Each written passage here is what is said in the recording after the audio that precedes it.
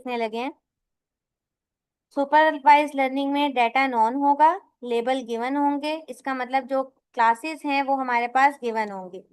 अब हम लोग इसमें एल्गोरिथम पढ़ते हैं नाइव बेस। नाइव बेस हम लोग यूज करते हैं सुपरवाइज लर्निंग में।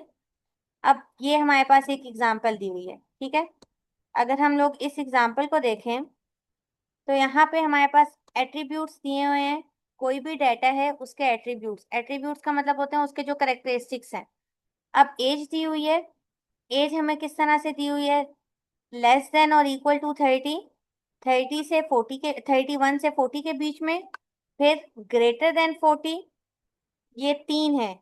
एज हमें तीन तरह से दी हुई है, एक लेस देन इक्वल टू 30, एक 30 से 40 के बीच में मतलब 31 से 40, और ग्रेटर देन 40। इनकम की वैल्यू दी हुई है, या इनकम हाई है, मीडियम है या लो है हमारे पास। फिर स्टूडेंट है या नहीं है, नो या यस। क्रेडिट रेटिंग उसकी फेयर है, एक्सीलेंट है, दो इसमें दिए हुए हैं। ये हमारे पास आउटपुट लेबल है कि क्या वो पीसी खरीदेगा या नहीं खरीदेगा। ठीक है, ये लेबल है, इसको हमने प्रिडिक्ट करना होगा। मतलब आउटपुट लेबल डाटा है ना, सुपरवाइज लर्निंग की बात हो रही है, तो ये जो आखिरी वाला है बायस पीसी, ये हमारे पास इसका क्या है, क्लास का लेबल है कि वो पीसी खरीदेगा या नहीं खरीदेगा। Let X be data sample, कोई भी हमारे पास एक्स डाटा सैंपल है। एच हाइपोथेसिस होगी कि वो किस क्लास से बिलोंग करता है, मतलब वो खरीद, अब हमारे पास जो क्लास थे उसमें दो ही पॉसिबिलिटीज थी। पहली पॉसिबिलिटी ये थी कि वो खरीदेगा, यस, और दूसरी पॉसिबिलिटी क्या थी कि वो नहीं खरीदेगा, मतलब कि नो। तो यस या नो में से कोई एक ही पॉसिबिलिटी है, तो वो हम लोग हाइपोथेसिस लेंगे, ठीक है। फिर हम लोग उसकी प्रोबेबिलिटी डिटरमिन करेंगे कि उसकी जो हमने हाइपोथेसिस ली है उसके ट्रू होने की क्या प्रोबेबिलिटी है, मतलब कितने चांसेस हैं कि वो खरीदेगा और कितने चांसेस हैं कि वो नहीं खरीदेगा, ठीक है।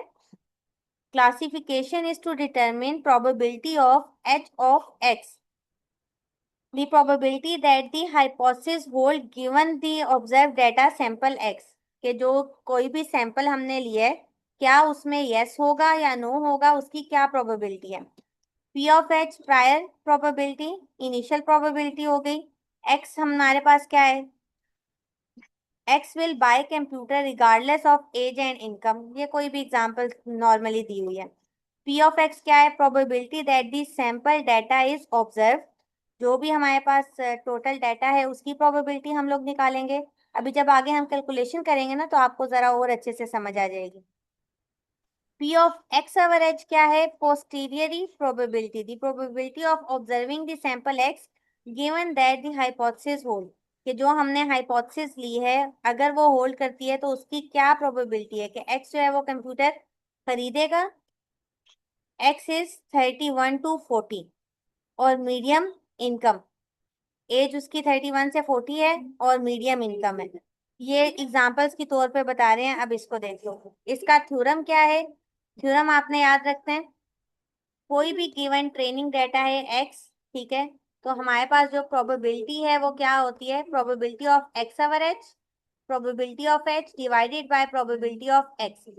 टोटल प्रोबेबिलिटी जो सैंपल की है, टोटल में से जो उस एच की प्रोबेबिलिटी है और खाली एच की प्रोबेबिलिटी, इनको हम लोग देखेंगे कि क्या होगा। Informally, this can be written as posteriori likelihood into prior divided by evidence. अभी ये सारी चीजें आगे आप लोगों को ना थोड़ी और अच्छे से क्लियर होंगी। अच्छा,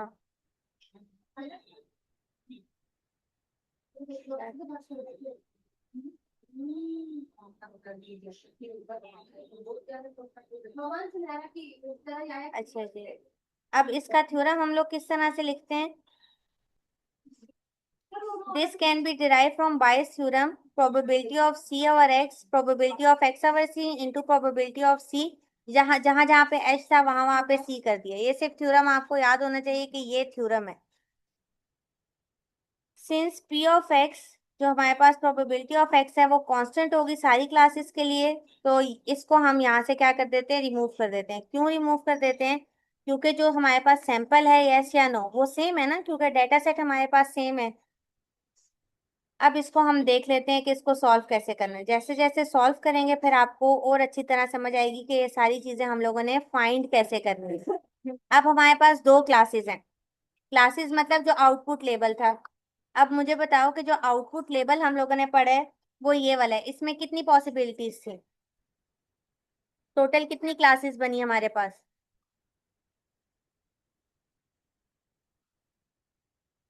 हाँ जी बच्चों, कोई एक बता दे, टोटल हमारे पास आउटपुट क्लासेस में क्या चीज क्या क्या गिवन है, कितनी क्लासेस है आउटपुट?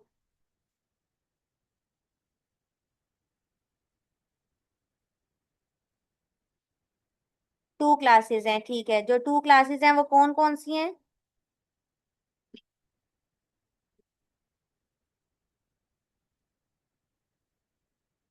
एक यस है और एक नो है, वेरी गुड।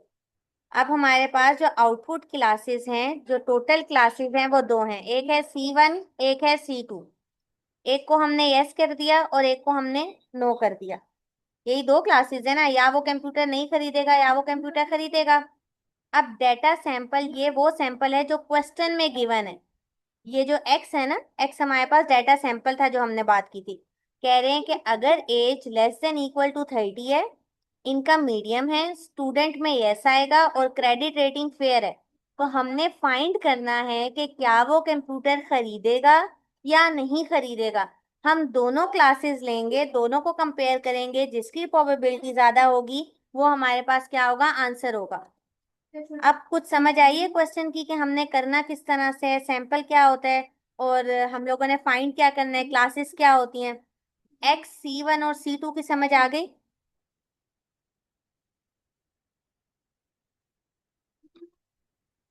मैम आइए सब। स्टूडेंट यस क्यों हुआ?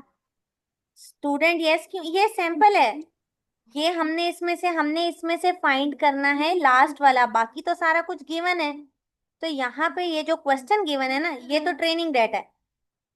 ये जो टेबल बना हुआ है यहाँ से यहाँ तक, ये ट्रेनिंग डेटा है। ये टेस्टिंग डेटा है, मतलब ये टेस्ट डेटा है जिसको हमने फाइंड करना है। तो ये गिवन है क्वेश्चन, इसमें हमने कुछ भी नहीं किया। ये वाली वैल्यू, ये वाली वैल्यू, ये वाली वैल्यू और ये वाली वैल्यू क्वेश्चन में गिवन है, हमने इस सैंपल का बताना है कि यस होगा या नो होगा। ठीक है, आइए समझ इस बात की। ठीक है, यहाँ तक अगर अभी तक किसी को कोई बात नहीं समझ आई तो मुझसे पूछो, वरना फिर हम आगे चलते हैं।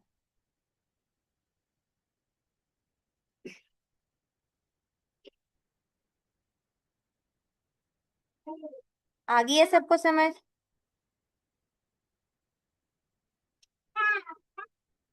ठीक है बच्चों, अब आगे देखते हैं। अब हमारे पास क्लास 1 है कि वो कंप्यूटर खरीदेगा, क्लास 2 है कि वो कंप्यूटर नहीं खरीदेगा, और ये डेटा सैंपल है जिसपे हमने फाइंड करना है कि वो यस होगा या नो होगा। अब सबसे पहले हम लोग क्या करेंगे कि क्लास 1, जो पहली क्लास है मतलब यस वाली क्लास, उसके होने की कितनी प्रोबेबिलिटी है। अब देखो इसमें हम लोग क्या करना है, यस वाली क्लास की बात करें। अब टोटल डेटा सैंपल्स कितने हैं? ये जो ट्रेनिंग डाटा है इसमें टोटल सैंपल्स कितने हैं, कौन बताएगा? ये काउंट करो ना, कितने दिए हुए हैं।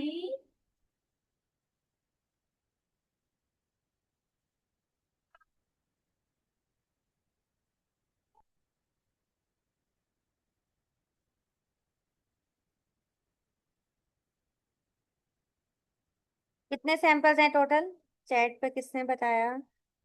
नूरुल ईमान ने बताया 14, शाबाश। टोटल 14 सैंपल्स हैं, जिसमें से यस की प्रोबेबिलिटी कितनी होगी? 14 में से यस कितने हैं? शाबाश, जल्दी जल्दी देख के बताओ, 14 में से यस कितने हैं? 9।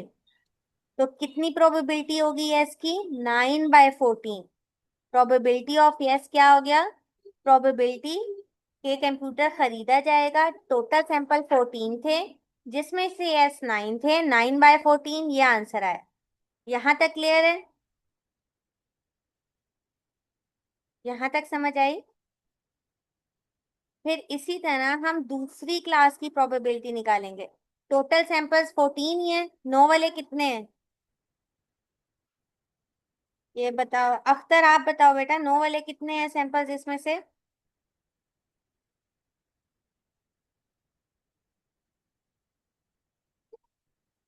5, शाबाश।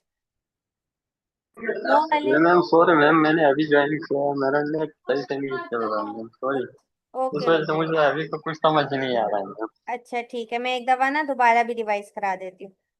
नो वाले जो है वो 5 है, तो ये होगा 5/14, मतलब 0.357। अब यहाँ तक मैं एक दफा दोबारा बताने लगी हूँ, दोबारा से सुन लो। ऊपर सिर्फ फॉर्मूला वगैरह था, जो आप एक दफा देख लेना कि ये फॉर्मूला है। असल काम स्टार्ट ही यहाँ से हुआ है, जो जहाँ पे हमारे पास डाटा है। अब डाटा ये हमारे पास टोटल सैंपल गिवन है। हमने फाइंड क्या करना है, जो लेबल है वो है यस या नो, कंप्यूटर खरीदेगा या नहीं खरीदेगा। क्लास लेबल दो हैं, एक है यस एक है नो, तो हमने C1 कह दिया यस, C2 कह दिया नो। अब ये हमारे पास एक डाटा सैंपल है। ये डाटा सैंपल ट्रेनिंग डाटा में नहीं है, हमने इसका फाइंड करना है कि इसका क्लास लेबल क्या होगा, यस होगा या नो। तो इसके लिए सबसे पहला काम हम लोग क्या करेंगे, टोटल सैंपल्स काउंट करेंगे कि टोटल सैंपल्स जो गिवन है क्वेश्चन में वो कितने हैं। जब हमने इन्हें काउंट किया तो ये 14 सैंपल्स हैं। तो कितनी प्रोबेबिलिटी है, प्रोबेबिलिटी का मतलब होता है चांसेस, कितने चांसेस हैं कि हमारे पास डाटा जो है कंप्यूटर खरीदा जाएगा, मतलब क्लास 1 के होने के कितने चांसेस हैं, यस होने के चांसेस हैं। 14 में से 9 यस हैं, ये देखो 1 2 3 4 5 6 7 8 9। 14 में से 9 यस हैं, तो इसकी कितने चांसेस हैं, कितनी प्रोबेबिलिटी है, 9/14, 0.643 आ गया। इसी तरह दूसरी क्लास हमारे पास क्या है, नो, के ना खरीदने के कितने चांसेस हैं, 14 में से कितने 9 है, नो कितने हैं, 1 2 3 4 5। तो टोटल 5 जो है वो नो है 14 में से, तो इसकी क्या प्रोबेबिलिटी है, 0.357। अभी तक हमने इतना पढ़ा है, यहाँ तक अगर कोई मसला है अख्तर समझ आइए अब।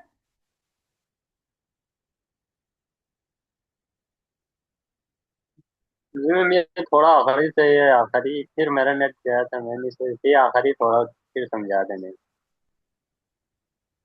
कहाँ से दोबारा समझाऊं।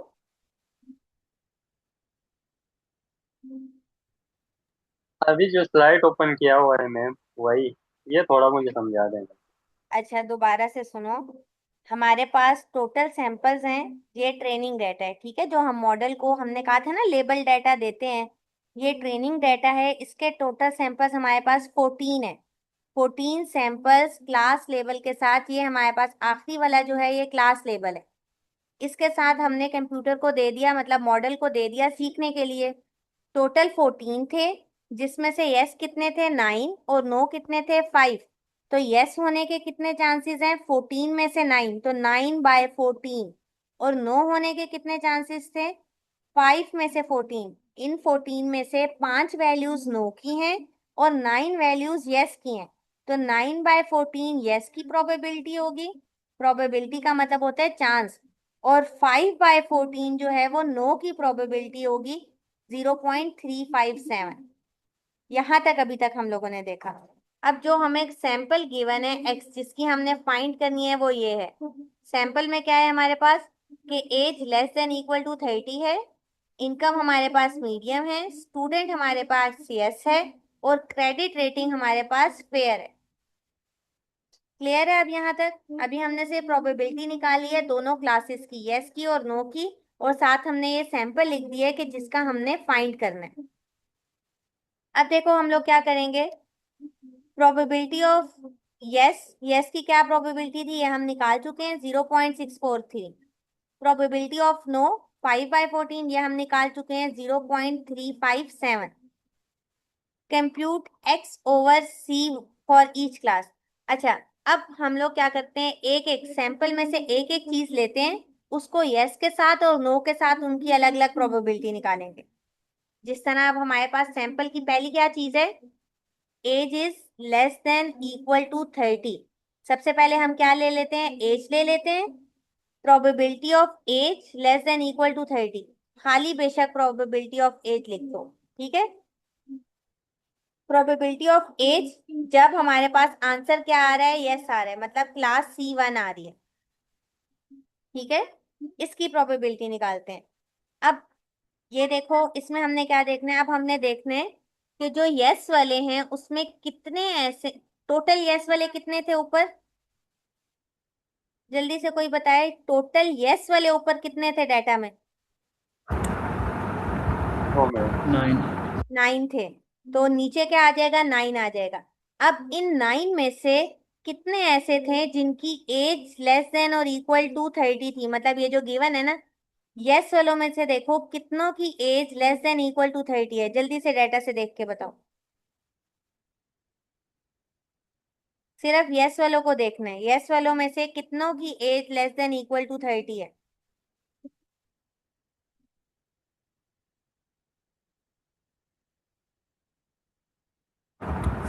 मैम 2 की। 2 की, शाबाश। तो हम लोग क्या लिखेंगे? 2/9। यहां तक समझ आई है? 2/9 की समझ आई है कैसे आया है?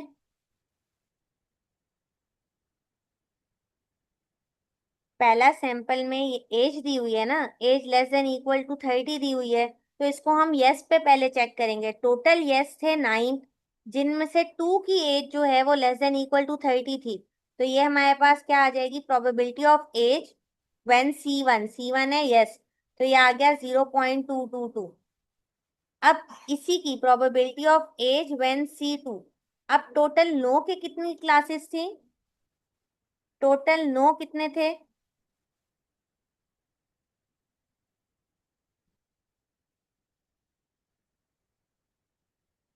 जल्दी से कोई एक बच्चा बता दे, ऊपर वाले डाटा में नो के कितनी क्लासेस थी टोटल? 5। मैम। तो नीचे 5 आ जाएगा, और उसमें से आप देखो कि नो में से कितनों की age less than equal to 30 थी। अब नो में से देखने के कितनों की age less than equal to 30 है?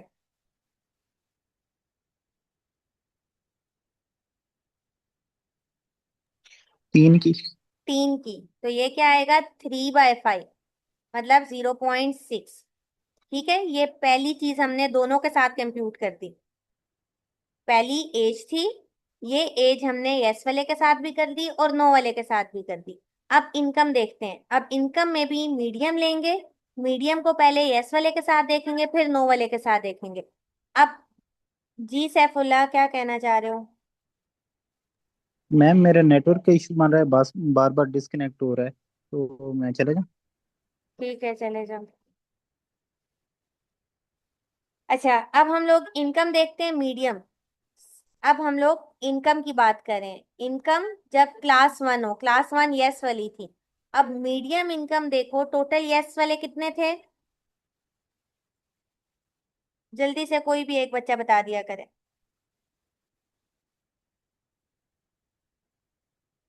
टोटल यस वाले कितने थे? 9। 9 थे। इसमें से आप देखो इनकम मीडियम कितनों की थी? यस वालों में से मीडियम इनकम कितने की है?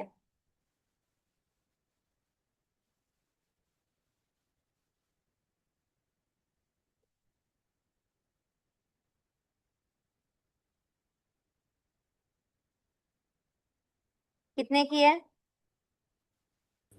4। 4 की, ठीक है। तो ये हमारे पास क्या आएगा? 4/9। 4/9 कितना हो गया? 0.444। अब नो के साथ देखेंगे। Probability of income C2। Total no वाले कितने थे? 5। 5 थे। और इसमें से आप देखो कि मीडियम इनकम कितने की है? नो वालों में से मीडियम कितने की है?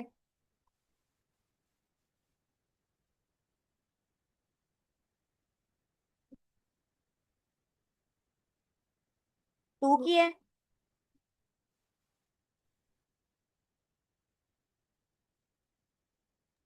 तो ये मैम ये कितना हो पास गया? मैसेज करके तंग 0.4।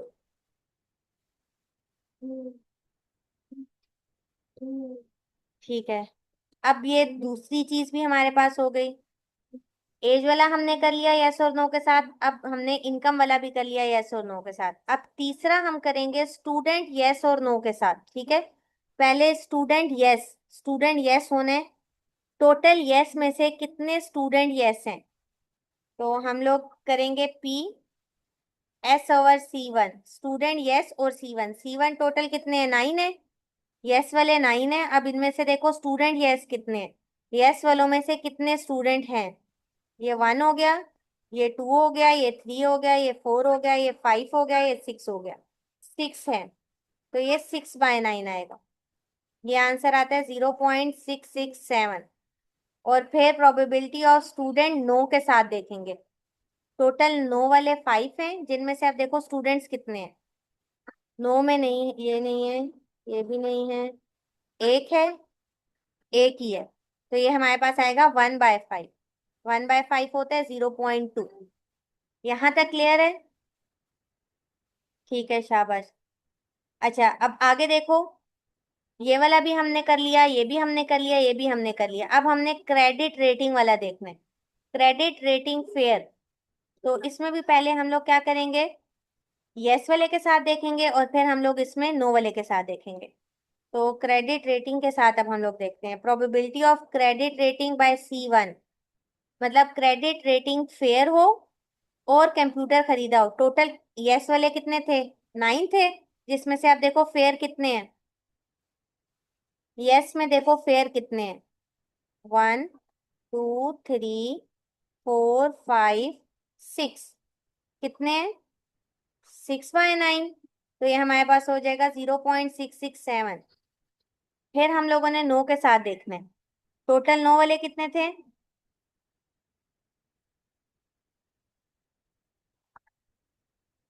टोटल नो वाले कितने थे, 5। 5 थे, जिसमें से आप देखो क्रेडिट रेटिंग फेयर कितनी है। नो वालों में फेयर चेक करना है, 1 2, 2 है, 2 ही है 2। ना। तो ये हमारे पास आ जाएगा 2/5। 2/5 कितना होता है, 0.4। तो ये हम लोगों ने यहाँ तक सारा निकाल लिया। ये यहाँ तक हो गया, यहाँ तक क्लियर है अब? ठीक है। Yes ma'am. अच्छा, अब हम लोगों ने क्या करना है, अब हम लोगों ने यस वाले जितने भी थे उन्हें आपस में मल्टीप्लाई करना है। मतलब यस वाले कौन कौन से थे, यस वाले हमारे पास ये पहला वाला था 0.222, फिर ये वाला था, फिर ये वाला था, और फिर हमारे पास ये वाला था। ये चारों यस वाले हैं, इन चारों को आपस में मल्टीप्लाई करना है।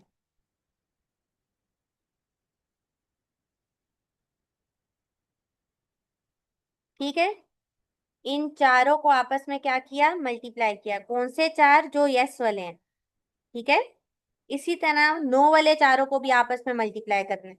ये सारे यस वालों की वैल्यू आ गई, ये सारी नो वाले की वैल्यू आ गई। समझ आई यहाँ तक या नहीं? देखो ना, क्लास 1 यस। वाले जितने थे, क्लास 1 वाले हमारे पास कौन कौन से हैं।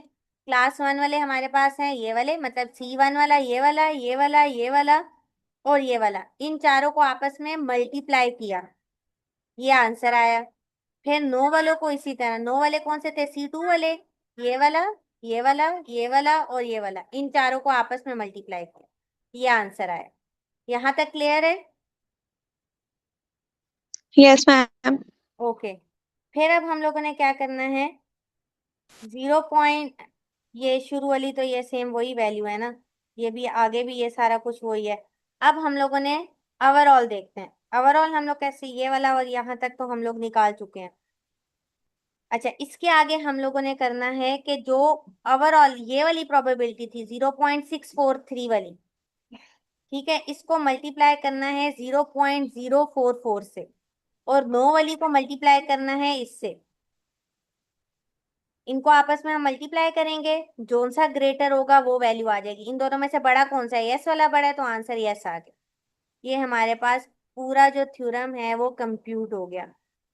समझ आइए, जब आखिर में हमने इन सबको मल्टीप्लाई कर दिया ना, फिर यस वालों को यस वाले के साथ मल्टीप्लाई कर देंगे, नो वाले को नो वाले के साथ मल्टीप्लाई कर देंगे। ठीक है, समझ आई इसकी? फिर जो दोनों में से ग्रेटर होगा वो हमारे पास असल क्लास, असल आंसर आएगा। यहाँ तक अगर किसी को कोई भी इशू है तो बताओ, शाबाश। किसी को कोई बात नहीं समझ आई या कोई इशू है तो मुझे बता दो। अच्छा, एडवांटेजेस क्या है इसके? इजी टू इम्प्लीमेंट, हमें गुड रिजल्ट्स मिलते हैं। डिसएडवांटेजेस क्या है? एजम्पशन, क्लास कंडीशनल इंडिपेंडेंस हो सकती है, मतलब हम लोग इसमें एज्यूम कर रहे होते हैं। ऐसा भी हो सकता है कि एक क्लास दूसरे पे डिपेंड ना करती हो, तो उसकी वजह से भी हमारा आंसर गलत आ सकता है। For example, hospital patient profile, age, family history, symptoms, ये आपस में डिपेंडेंसीज होती हैं जिसकी वजह से आंसर ऐसा हो सकता है ना कि किसी एक डिजीज का किसी एक चीज पे से कोई आपस में रिलेशन हो, तो ये डिपेंडेंसीज को डील नहीं करता नाइव बेस। ये हर चीज को इंडिपेंडेंटली देख रहा है। तो सिर्फ इसमें क्या ड्रॉबैक आएगा कि ये डिपेंडेंसीज को डील नहीं करेगा।